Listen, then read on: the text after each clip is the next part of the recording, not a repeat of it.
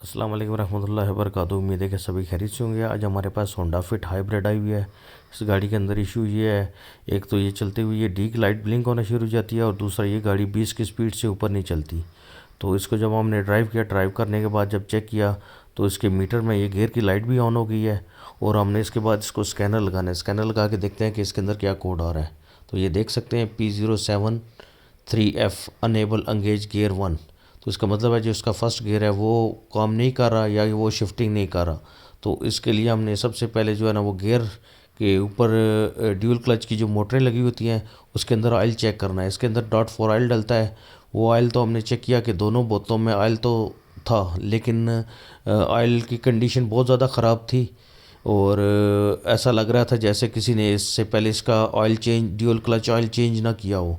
तो हमने फ़ैसला ये किया इसका गियर उतारते हैं। गियर उतारने के बाद आप देख सकते हैं कि फ्राईव्हील के ऊपर किस कदर कार्बन है। तो हम इसके लिए गियर को बाहर निकालते हैं। बाहर निकाल के मैं आपको इसका ड्यूल क्लच है उसकी हालत दिखाता हूँ कि उसकी क्या पोजीशन है। तो ये देखें गियर के अंदर काफ़ी ज़्यादा कार्बन है और इस कार्बन का मतलब यही है कि इसकी जो क्लच प्लेटें हैं वो ख़राब हैं। तो इसका हम ये क्लच जो है बाहर निकाल रहे हैं। क्लच बाहर निकालने के बाद आप देखें गियर के अंदर काफ़ी ज़्यादा कार्बन है और ये कैमरे की नज़र से आपको ये सही नज़र नहीं आएगा क्योंकि इसकी क्लच प्लेटें जो है ना वो इसके अंदर ही होते हैं, इस ढोलकी के अंदर। तो वो भी ख़राब है। उसके लिए हमने फ़ैसला ये किया कि हम काबली क्लच लेके आते हैं।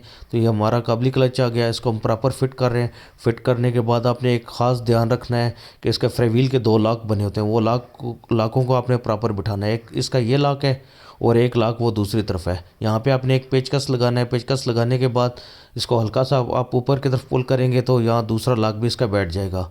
ये एक लाख ये है और एक लाख ये है। ये दोनों लाख अपने प्रॉपर बिठाने, अगर नहीं बिठाएंगे तो आपका गियर सही बैठेगा नहीं और आपका फ्रीव्हील टूटने का भी डर होता है।